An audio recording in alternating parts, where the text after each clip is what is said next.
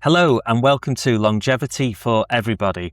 This is our new podcast about longevity for everybody. I'm Nik Sharma. I'm an NHS doctor. I'm a stroke physician and general internal medicine doctor. And I've spent most of my life looking after people who've had strokes. And this podcast is really about trying to stop things like that happening and helping people to live as healthy as possible.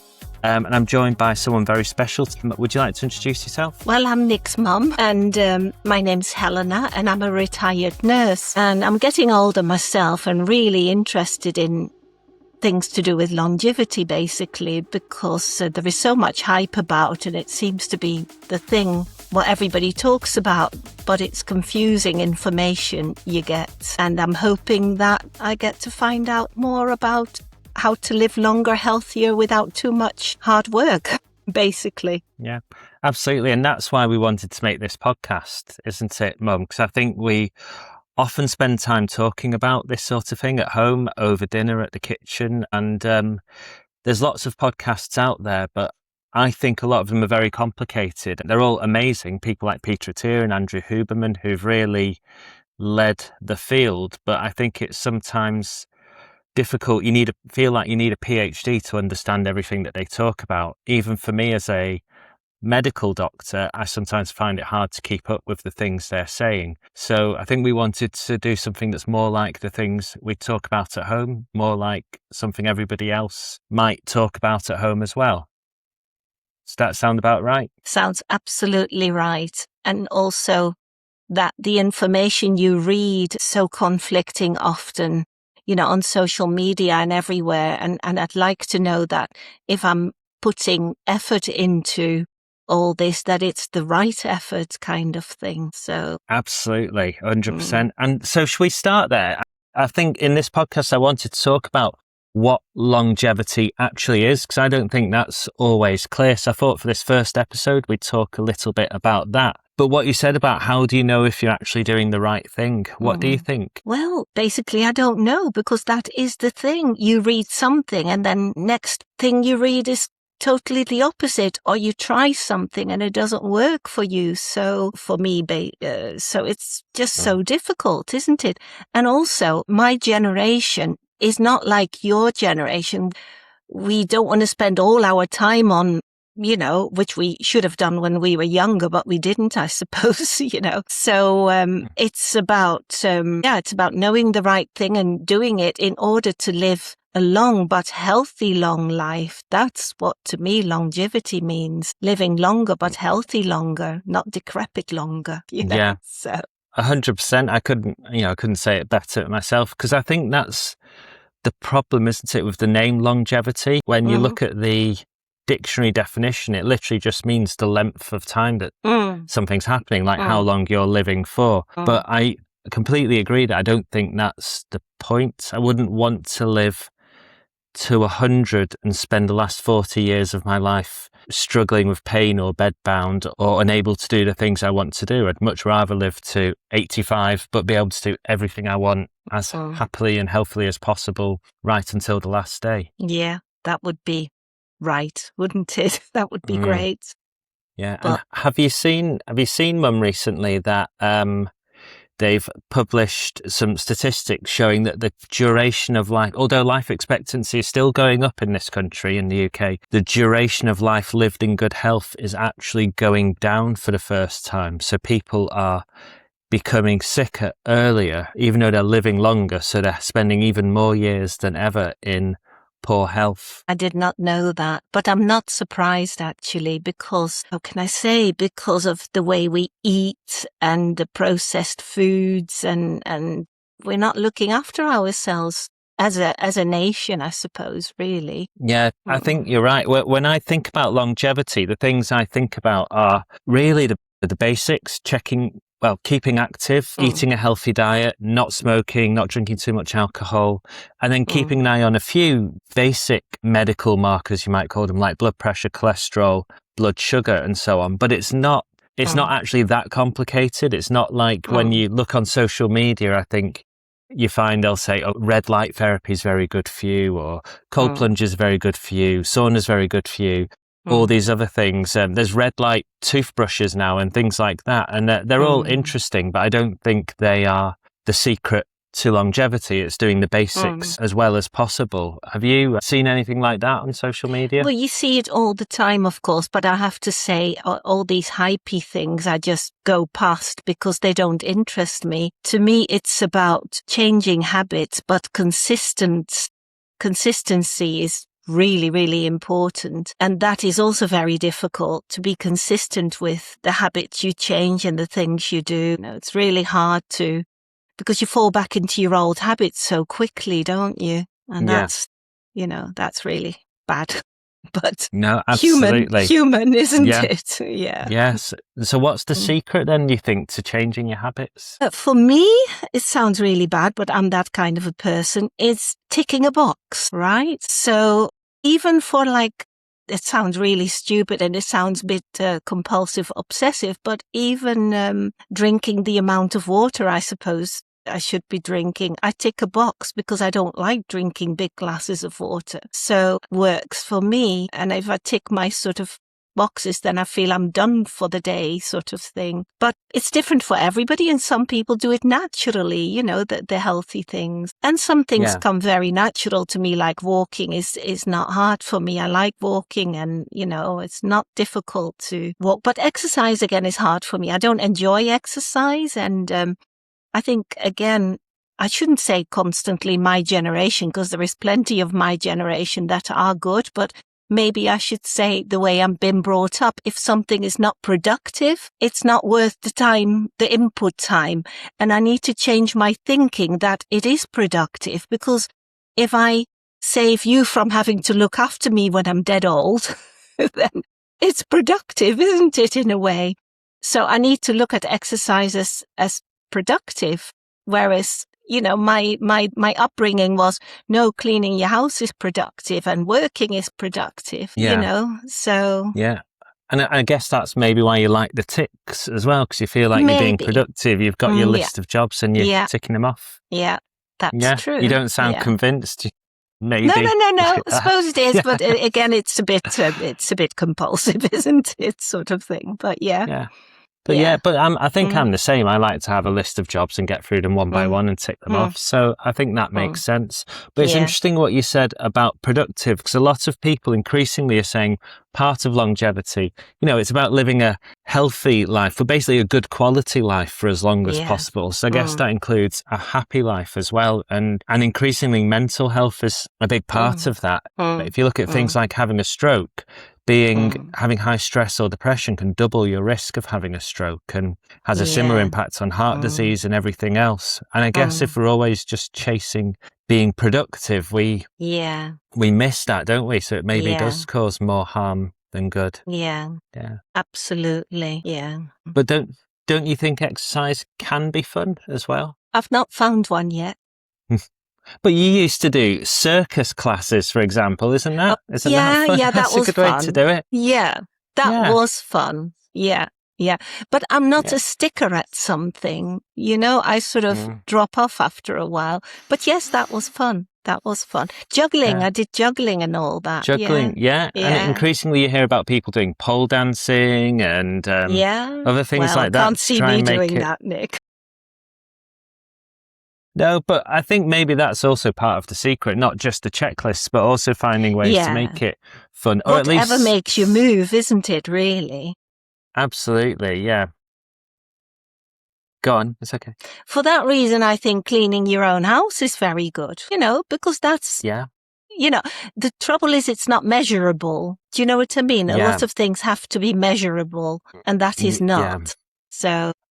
And that would be my problem. I'd be saying, well, I've got to the end of the week, but how do I know I've done 150 minutes of exercise or whatever, and if I haven't been able to measure it, it's harder to know, I suppose. Yeah. But then I suppose these days we do, lots of people are wearing smartwatches and other things that can kind of measure how much you're moving at least. You're right. Yeah. As an example. But the other day I was talking to a physiotherapist and he said to me, nobody cleans their own skirting boards anymore.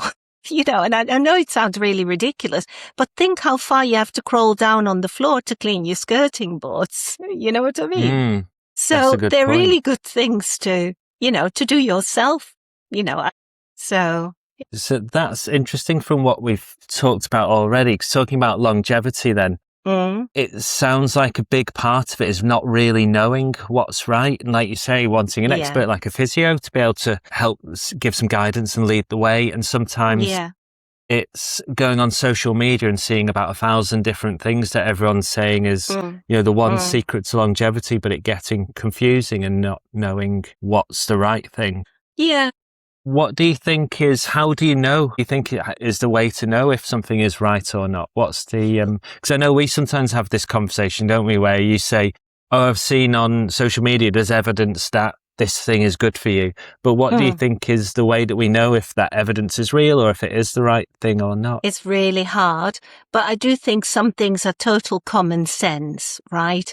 Like, and it's a few things I've started doing a long time ago, and they've now become ingrained habits. Like, I don't drink anything anymore what's not water, right? So I Hmm. don't drink Coke, squashes, nothing. Even when I'm out, it's always water. And people say to me, you only drink water? I say, yep, it's fine. I don't drink my calories. I like to eat them. So that helps my calorie intake. And now it's become such a habit that it doesn't feel bad to have no orange juice, but just a glass of water. Things like that. They're common sense, and eating raw vegetables and cooking from scratch. They're common sense things, aren't they? And they will all help, won't they? And not overeating, but that's really hard, I think. But yeah, Yeah. but with all these things that go past on social media, like supplements, for example, it's an absolute minefield, isn't it? Hmm. So you don't know what to take and what not to take, if anything at all, sort of thing. Yeah. So, Yeah, absolutely. And it's interesting that you say that all the things that are common sense, and they probably are, aren't they? The things we've all been doing for years, and we just know it's the right thing, not eating yeah. too much. It's interesting what you said about the water. Because I was recently recapping about this, that fructose is usually the liquid sugar that's in soft drinks, but even juices and things like that. And because it gets processed directly by the liver, it very strongly Yeah. encourages fatty liver disease. So Yeah, sugar right. in water or sugary beverages Mm. are probably worse for us in some ways than sugar in Yeah, other I can imagine. sources. But for me, that's not a punishment anymore now, and even when I'm out, I'm still, say, if somebody offers me a cake, I find it impossible to refuse. But a sweet drink, which might have as many calories as that cake, I don't find hard at all. So it's the little things that help, isn't it? So, Yeah, mm, absolutely. So you found a way to make a big difference. And I guess maybe that is a big part of what longevity is as well, isn't it? It's not mm, just saying these things yeah, all matter, but mm, actually the little steps you can take that feel yeah, not too painful, but can add up to a big yeah. difference. And the way you say little is so right, because all my life I've been like dieting and stopping and dieting and stopping.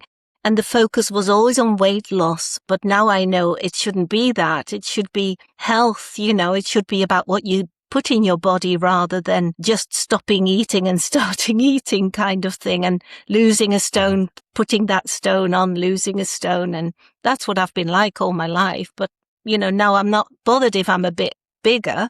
I just want to be healthier. So the focus has changed, really. Yeah. Yeah. And often the two go together, don't they? That if you're Mm, healthier, not, I suppose, bigger and smaller isn't the thing, but you might be leaner when you're healthier a lot of the time as well. yeah. But as you say, it doesn't necessarily No, matter in the same way. It's no. It's probably more about feeling important. good and enjoying your Yeah. life Yeah.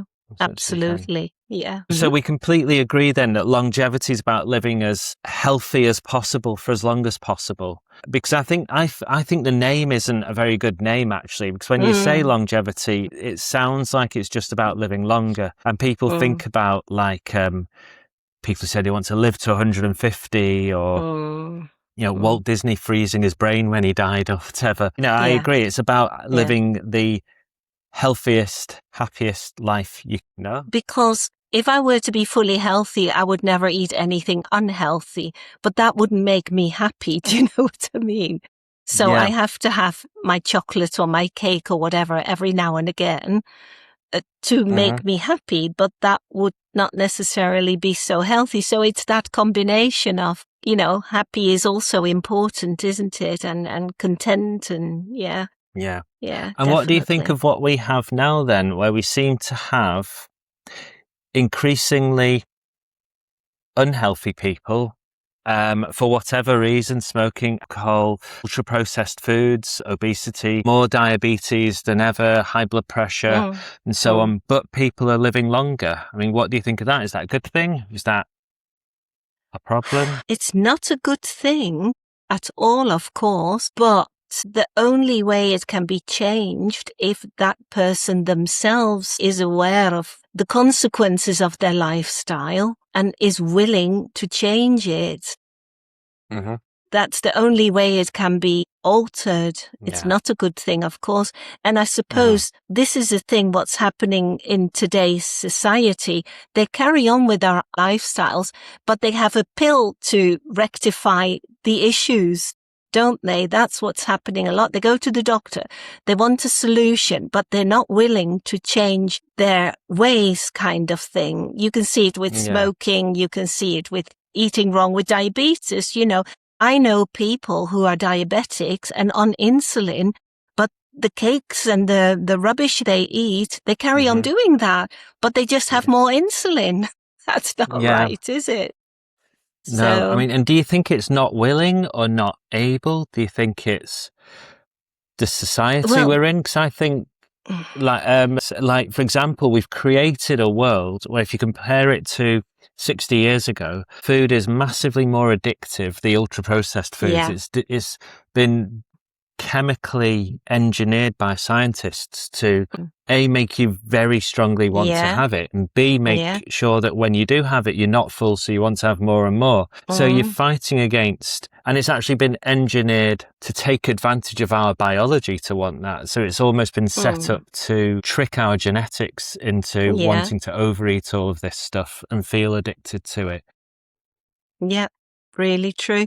But it's all caused by money in the end, isn't it? It's supermarkets they make money out of these ultra-processed foods and people not cooking, I suppose. And you're right, a cake is nicer than a carrot, I suppose, so it's very, very difficult. Yeah. And I suppose we've also engineered a society where it feels like everyone's so busy, it's hard to find the time to chop up a carrot and an onion, and when you can buy something you can stick in a microwave and 2 minutes later you've got dinner ready instantly. And that also adds to the stress, which means people have higher cortisol, so that makes your body store fat because it thinks, a stressful time, we need all that energy to deal with the stress. And then there's no time for exercise either. It all seems to compound on top of each other.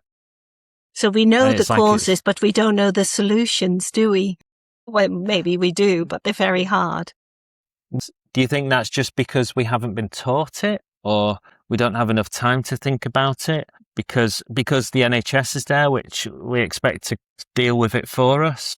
That is a good point. People do think that it sort of cures everything and they don't need to do too much themselves, possibly. But I also think every change takes time. You need to hear something a lot of times in order to start changing, I think. And you need to hear it from different sources and whatever. And then only maybe you start changing yourself. And some people are quicker than others, and some people are more curious than others and more willing than others. But I know people who just they've always lived like this and they don't see a reason to change. And if they die, they die. That's sad, but they're not bothered. So no. And I think that's the biggest myth out there. And it'll be good to see what you think. I think people do think that. You say, you really should stop smoking. And they say, oh, if I die, I die. But to me, there's a huge difference between I'd almost rather die younger but not be ill right until the moment I die, and die older, but spend 30 years where I can't walk, or I can't wash myself, or I'm struggling to breathe every time I walk across the floor or whatever. But I don't think that's made very clear in our society, and every phase in between where you live, but you live a very disabled or possibly different. Myself, I always thought, I don't want to die of something that I've caused to myself. If I'm going to die, okay, we all have to die it one day, but I'd rather not die anything what I caused myself, if possible. So, and having said that, the way I've lived when I was younger, because of ignorance, I may still die of something that I've caused, because I know now that cancers, for example, they're also caused by unhealthy living for a long, long, long time. Diabetes, I may start living healthy for the last 10, 20 years, but when I was 20 or 30, there was not the knowledge, was there? So, I have lived unhealthy and lived off cakes and things and rubbishy foods without thinking about the vegetables, and, because that was, Well, they say the best time to start was 10 years ago, and the next best time to start is right now. But I suppose a lot of these things, even exercise, and even if you had a heart attack or a stroke, it still makes a huge difference to reduce your risk. And anyone who's starting before they have those things, it's got a massive opportunity.